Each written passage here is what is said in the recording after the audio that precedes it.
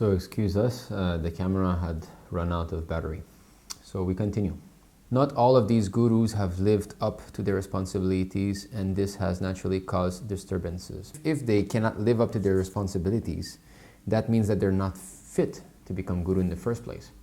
Now, if they're not fit to become guru, that means that the system that has elected them to become guru is false. How can Prabhupada allow us to have something which is not perfect? That clearly shows that this system, this bogus system of electing a guru by 2/3 votes is not bona fide. We have seen the quote that Prabhupada says, Bhaktivedanta Saraswati Thakur said that he did not want the spiritual master to be elected by the GBC member.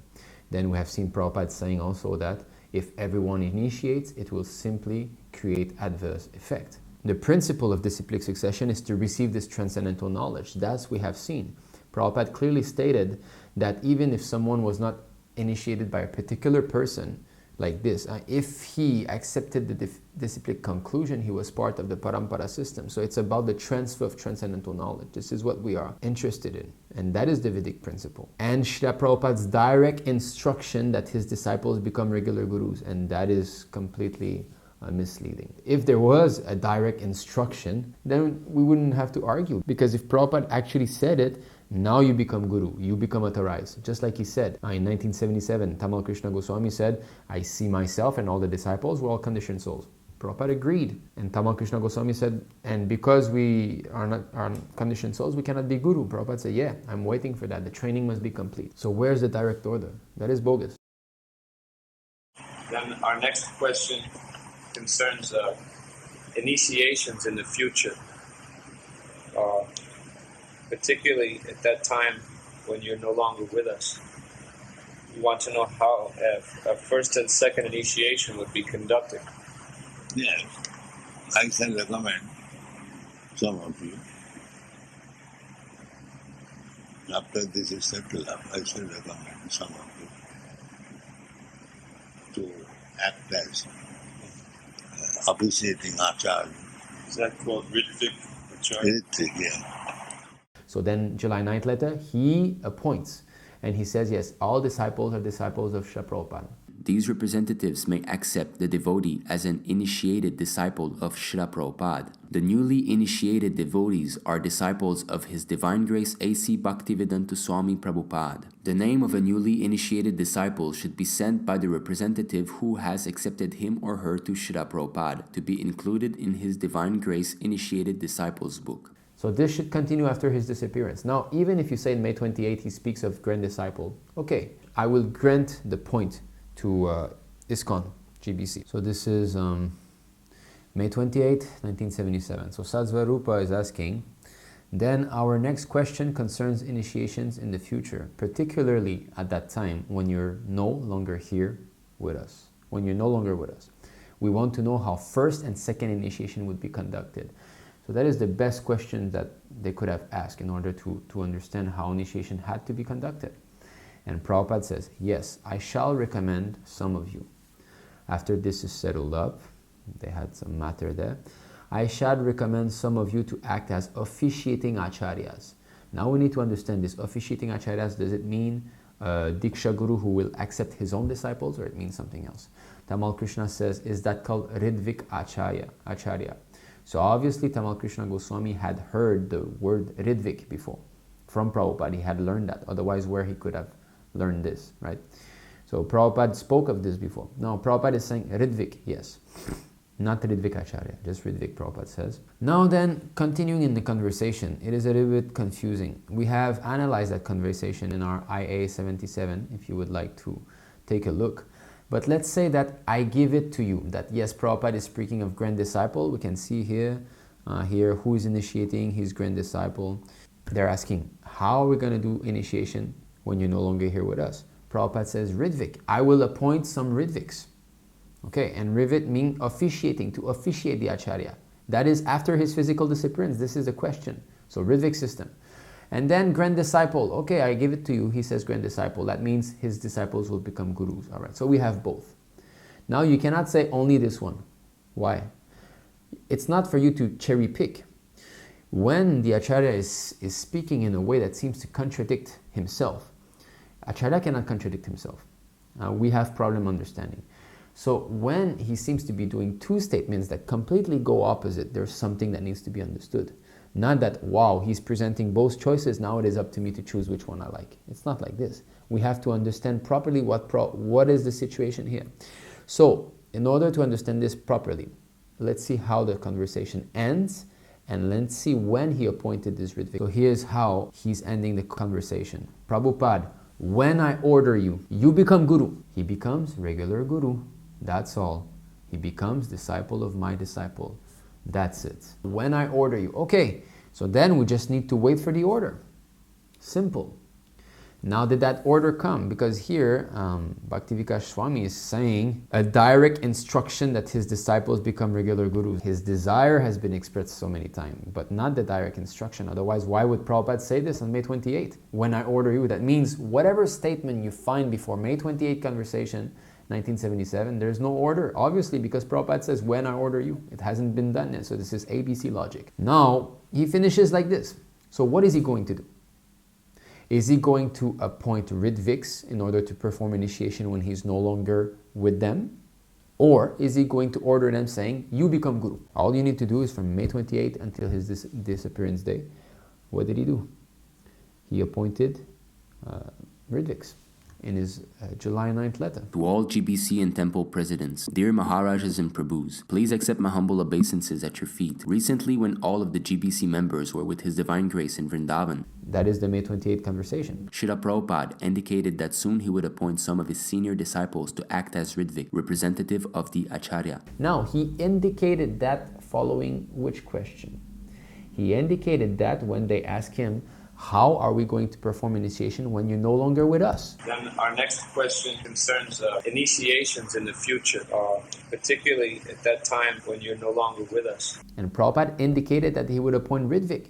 So this is the continuity of that question and answer. Particularly at that time when you're no longer with us. Therefore, this applies to when Prabhupada is no longer there. We want to know how a first and second initiation would be conducted. Yes, I can recommend some of you to act as officiating Ācārya. Is that called Ritvik? Ṛtvik, yeah. For the purpose of performing initiations, both first initiation and second initiation, His Divine Grace has so far given a list of 11 disciples who will act in that capacity. In the past, temple presidents have written to Srila Prabhupada recommending a particular devotee's initiation. Now that Srila Prabhupada has named these representatives, temple presidents may henceforward send recommendation for first and second initiation to whichever of these 11 representatives are nearest their temple.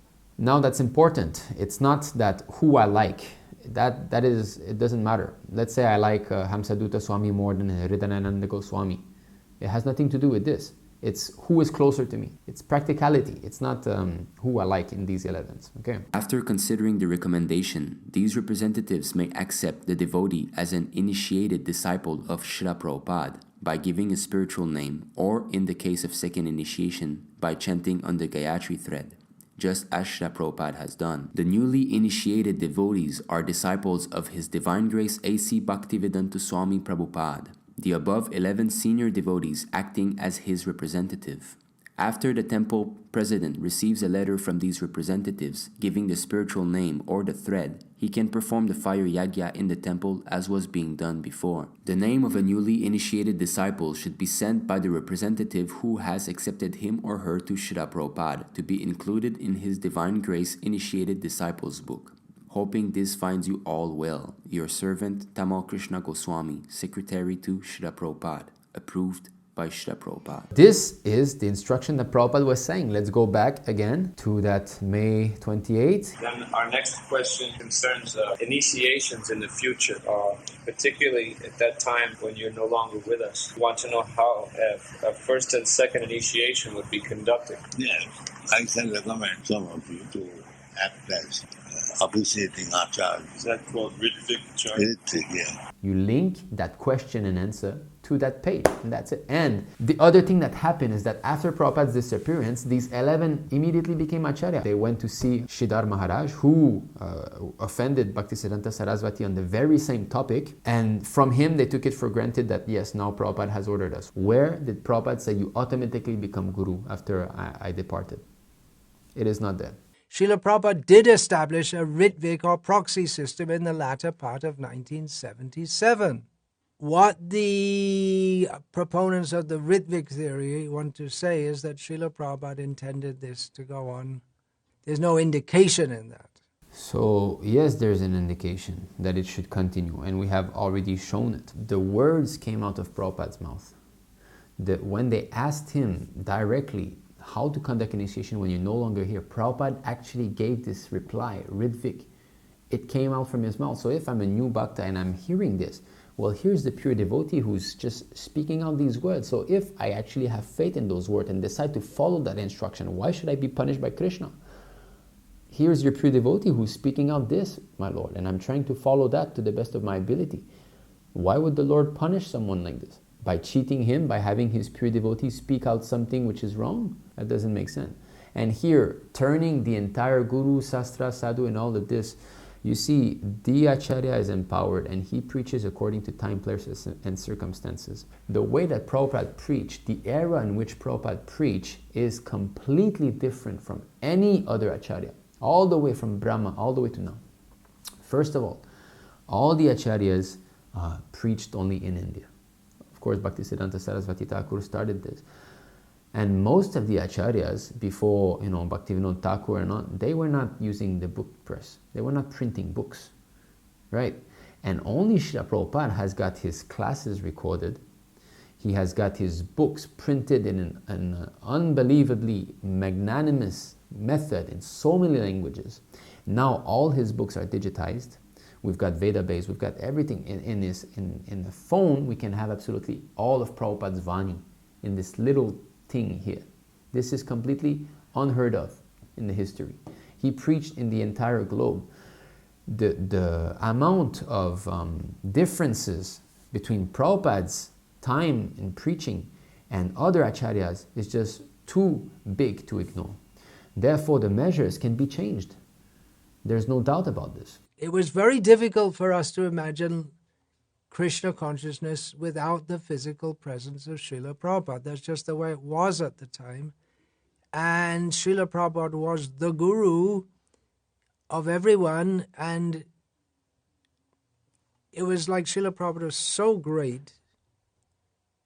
And then among the disciples of Srila Prabhupada, some were certainly seen as being much more senior and much more advanced than others. But in relationship to Srila Prabhupada, we were all very small. That's the way we saw ourselves. And we had the idea, well, Guru means just super paramahamsa like Srila Prabhupada. That understanding, or maybe misunderstanding. So that is not an idea, it is the proper understanding, because we read it from Srila Prabhupada books. He clearly said it has to be from Krishna Loka. Unless one is a resident of Krishna Loka, one cannot be a spiritual master. Must be careful to accept only Uttamadhikari. Therefore, a disciple should be careful to accept an Uttamadhikari as a spiritual master. And one should become spiritual master only if he is Mahabhagavata Uttamadhikari. One should not become a spiritual master unless he has attained the platform of Uttamadhikari. It's not a misunderstanding, it is a proper understanding. Well, that's again a guru issue. Actually, guru should be topmost paramahamsa and this and that. And here is saying, well, actually guru should be. So even he himself, even though he said maybe it's a misunderstanding to think that guru should be paramahamsa, he's saying he should be. But the idea that the initiation process should stop if we don't have someone on that super high level, that is the point of contention. So he's saying the initiation process has to go on no matter what, basically. Even if the guru is third class, let's put him in and let him try. That's the philosophy in ISKCON. The initiation ceremony must go on no matter what.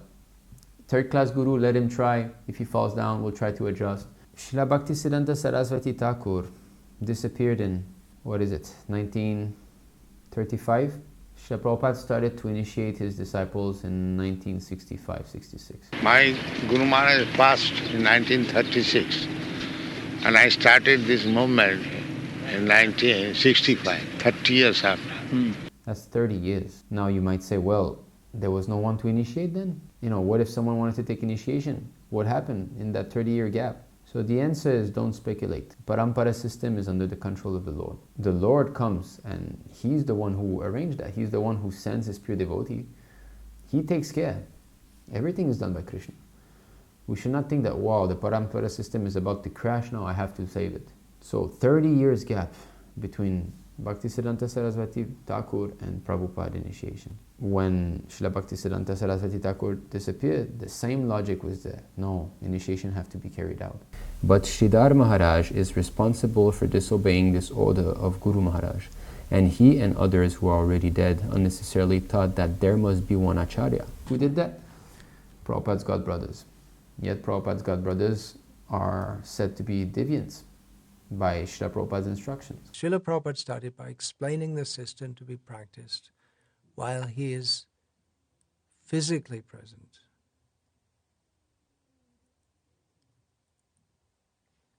Then our next question concerns initiations in the future, particularly at that time when you're no longer with us. Srila Prabhupada started by explaining the system to be practiced while he is physically present.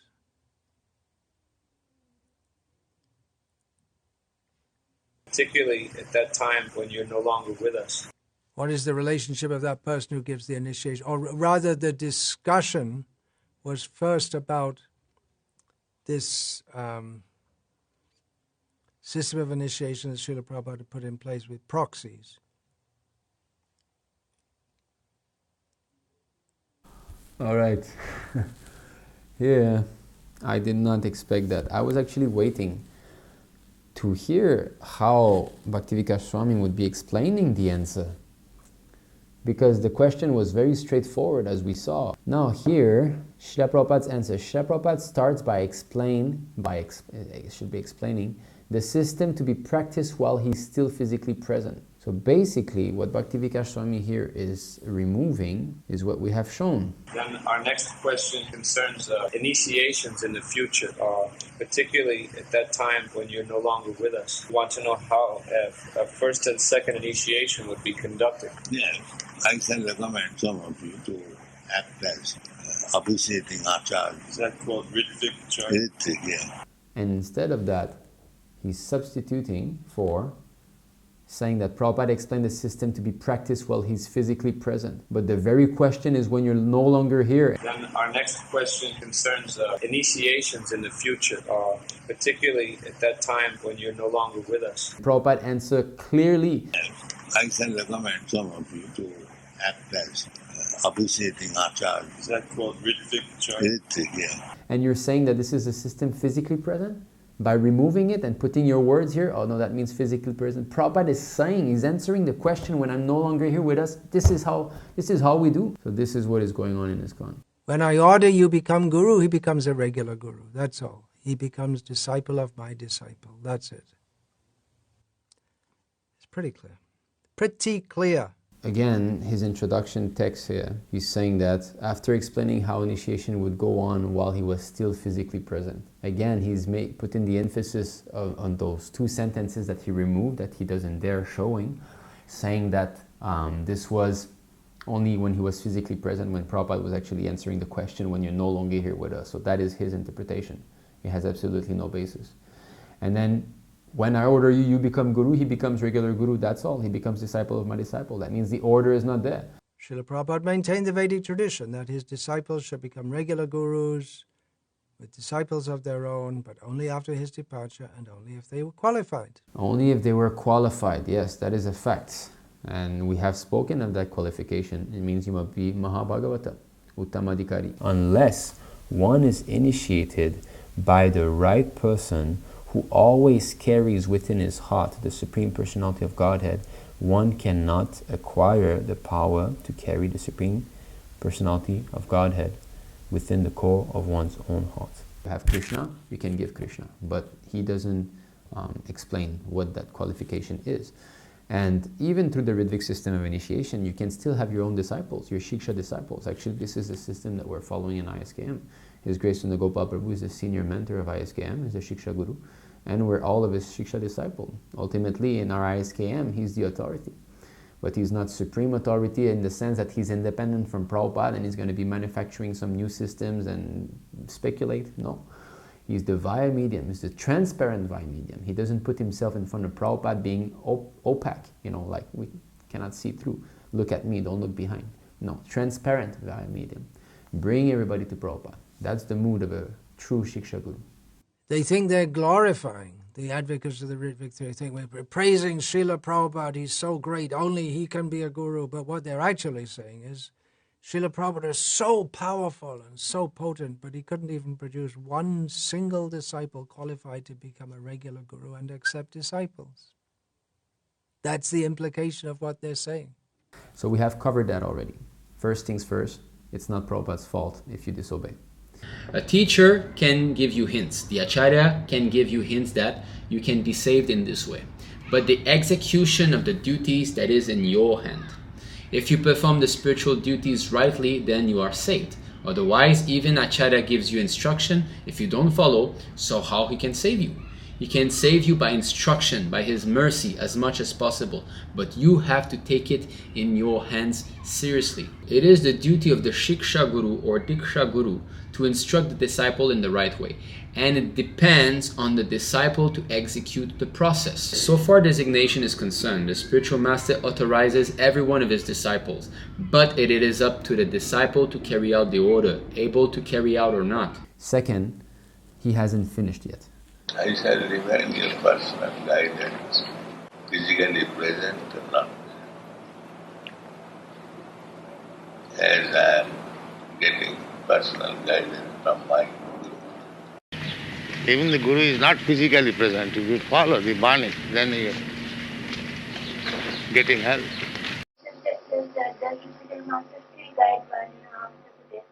Yes, yes. Just like Kṛṣṇa is guiding us, similarly spiritual master will guide. Prabhupada will be producing many pure devotees because his books will be here. Prabhupada says his books are the law books for the next 10,000 years. So as long as his books are there, he can transfer transcendental knowledge. Now there will be so many śikṣā-gurus along the way. So this is a very weak argument. They are very proud to present this argument, but it is flimsy. Followers of the Ritvik theory may believe that Srila Prabhupada accepts them as initiated disciples, but where is the tangible confirmation of this? Rather, this view is only their wishful thinking. It is not just a wishful thinking, and the tangible confirmation is clearly there. The letter is there. These representatives may accept the devotee as an initiated disciple of Srila Prabhupada. The newly initiated devotees are disciples of His Divine Grace A.C. Bhaktivedanta Swami Prabhupada. The conversation is that. Then our next question concerns initiations in the future, particularly at that time when you're no longer with us. I can recommend some of you to act as officiating Ācārya. Is that called Ritvik? Ritvik, yeah. The philosophy is there. A self-made guru cannot be guru. He must be authorized by the bona fide guru, then he is guru. A guru can become guru when he is ordered by his guru. That's all. Why this Gauri was fed? They wanted to create artificially somebody else, and everything came. They did not consider, even with common sense, that if Guru Maharaj wanted to appoint somebody as Ācārya, why did he not say? He said so many things. At this point he missed the real point. And nothing is there on their side. There's no such thing as two-third voting system. Prabhupada was against this. A disciple of Kali cannot become an Ācārya by the decision of some high court. Mundane votes have no jurisdiction to elect a Vaishnava Ācārya. A Vaishnava Ācārya is self-effulgent, and there's no need for any court judgment. He was against many devotees initiating in the movement. If everyone just initiates, then there will only be contradictory results. As long as it goes on, there will be only failure. He was against the GBC electing gurus. His idea was Ācārya was not to be nominated amongst the governing body. He's clearly stating that only Mahabhagavata can become guru. The guru must be situated on the topmost platform of devotional service. There are 3 classes of devotees, and the guru must be accepted from the topmost class. When one has attained the topmost position of Mahabhagavata, he is to be accepted as a guru and worshipped exactly like Hari, the personality of God, that only such a person is eligible to occupy the post of a guru. Bhaktivedanta Swami has clearly said that he and the other gurus are not Mahabhagavata, just not long ago. We had the idea, well, guru means just super paramahamsa like Srila Prabhupada. Well, that's again a guru issue. Actually, guru should be topmost paramahamsa and this and that. That means they're all not. The GBC themselves, they say they cannot guarantee the standard of their gurus. This is the GBC ISKCON resolution. This is in 2004, a resolution that was passed. Okay, so resolution 409, continuing the disciplic succession. As a matter of utmost ecclesiastical responsibility, ISKCON's ultimate managing authority, the GBC, regulates who within ISKCON may perform the service of initiating disciples. When the GBC allows a devotee to take up the service of initiating, it does not thereby endorse him as an uttamadhikari, or pure devotee, or certify his having achieved any specific state of realization. Basically, they're saying they do not say he's uttamadhikari, they do not say he's madhyamadhikari, they do not even say that he's kanishta-adhikari. Rather, the GBC indicates that it has no objection to his initiating disciples within ISKCON. Now, why would the GBC have no objection if someone is a kanishta uttama? Srila Prabhupada clearly said, only uttamadhikari, Mahabhagavata. The guru must be situated on the topmost platform of devotional service. There are 3 classes of devotees, and the guru must be accepted from the topmost class. When one has attained the topmost position of Mahabhagavata, he is to be accepted as a guru and worshipped exactly like Hari, the personality of God, that only such a person is eligible to occupy the post of a guru. Each prospective disciple before initiation should become familiar with the qualifications mentioned in Srila Prabhupada's books as those that a spiritual master ought to have, and decide for himself which senior devotee, if any, to approach for initiation. What are those qualifications mentioned in Srila Prabhupada's books? Let's take a look. Therefore, a disciple should be careful to accept an uttamadhikari as a spiritual master. Within this context, the choice of whom to select as one's spiritual master is ultimately the prospective disciple's own responsibility. So that means the GBC is washing their hands. They are bringing devotees who are not uttamadhikari, who are not Mahabhagavata, and they propose them as being spiritual master, even though Prabhupada clearly did not authorize that. And then they say this is the disciple's responsibility. In other words, you come to ISKCON, you get initiated by a cheater, then he falls down in the most drastic manner, and your spiritual life becomes shattered. It's your own fault. You're alone. If you think, well, I can have Prabhupada directly as my guru, even though he hasn't been physically present in this world for so many years, well, why not Bhakti? I like Bhaktivedanta. Maybe I'll become a disciple of Rupa Goswami directly. So, Bhaktivedanta Swami is saying, Prabhupada is not the current Dīkṣā-guru. The ISKCON gurus are current Dīkṣā-guru. Therefore, your argument is wrong because you try to take initiation from the param guru, the grandfather guru. That is wrong. No. First, establish that Prabhupada is the grandfather guru. That's what we're discussing here. So this is called Principio Petite. Here we have Petitio Principi. Swarup Damodar. He was trying to present the difference between organic beings and non-organic beings. So he goes in such a roundabout fashion just to differentiate. Prabhupada, Petitio Principi. This logic is called Petitio Principi. He has to prove something, but he is taking his premises from that something. So you're trying to establish something, but you take your argument from what you're trying to establish. First of all, it has not been established yet. That's what we're trying to discuss here. But you're taking your argument from that thing. You cannot take initiation from the Param Guru, and since we are Guru, you're deviating. What kind of argument is this?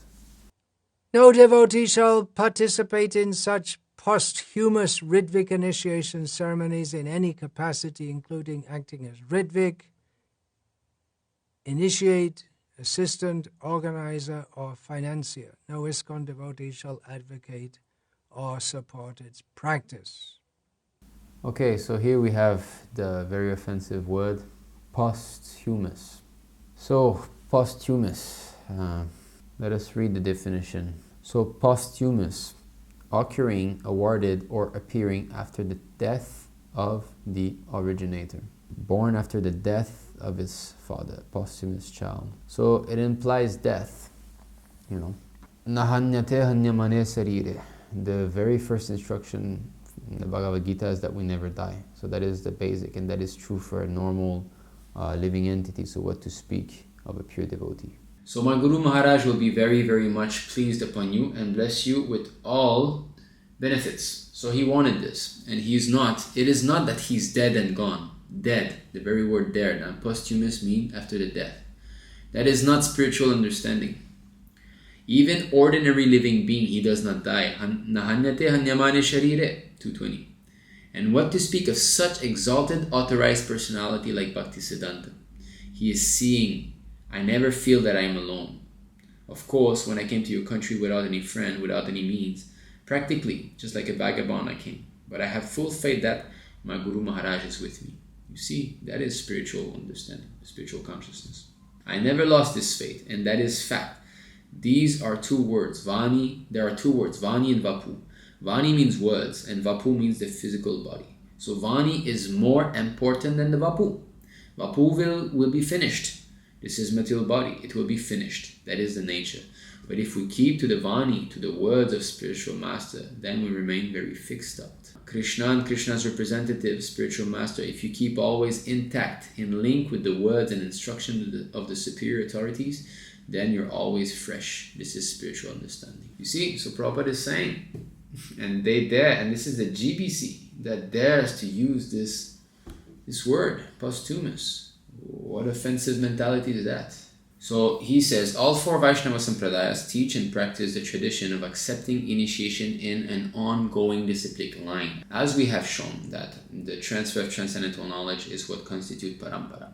Now the ongoing disciplic line is that it can continue through śikṣā-guru. Why just Dīkṣā?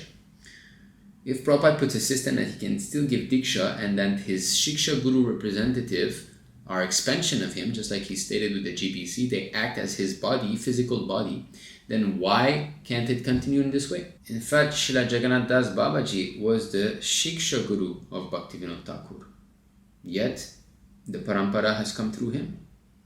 He was not the Dīkṣā-guru. Srila Bhaktivedanta Thakur had a Dīkṣā-guru whom, so he found out that he was eating some fish, I believe. So he decided to take shelter of Srila Jagannath Das Babaji Maharaj. But Jagannath Das Babaji Maharaj never initiated through formal initiation Bhaktivedanta Thakur. So you see that this formal initiation is subsequent. So here is śikṣā-guru, śikṣā-disciple relationship. Yet, they are both Ācāryas in our Sampradaya. And concerning this, there's something that shows what they're trying to hide. So here, this is chapter 1, the spiritual masters. This is Chaitanya Charitamrita. So this is the introduction here. Okay, the direct disciple of Sri Krishna Das Kaviraj Goswami was Srila Narottam Das Thakur, who accepted Srila Vishwanath Chakravarti as his servitor.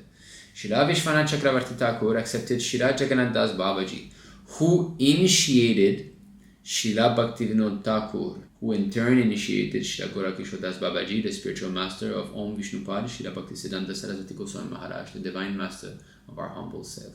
So Prabhupada said he initiated Bhaktivedanta Thakur, who in turn initiated, so he does not make the distinction between the transcendental knowledge that came from the Paramahamsa Jagannath Das Babaji to Srila Bhaktivedanta Thakur. He used the word initiated. Now, in the changed version of the Chaitanya Charitamrita, so here we have Veda based, these are the newer books. Same place, the spiritual master. Let's read that again. The direct disciple of Sri Krishna Das Kaviraj Goswami was Srila Narottam Das Thakur, who accepted Srila Vishwanath Chakravarti Thakur as his servitor. Srila Vishwanath Chakravarti Thakur accepted Srila Jagannath Das Babaji, the spiritual master of Srila Bhaktivedanta Thakur. Why does it say the spiritual master? It doesn't say who initiated Srila Bhaktivedanta Thakur. they purposefully removed that word, initiated. Why? Because the formal initiation is lacking. And this is what they're trying to push in ISKCON. And we have seen that quote that this formal initiation is the relationship between the cheaters and the cheated. Whereas the transfer of transcendental knowledge from Brahma to Narada, Narada to Vyas is real. They have purposefully removed the word initiated. They say the spiritual master of Srila Bhaktivedanta Thakur, who in turn accepted Srila Gorakishore Das Babaji, who accepted Gorakishore Das Babaji, again, who in turn initiated Srila Gorakishore Das Babaji. They have removed both. That just shows the intention, that shows the motive.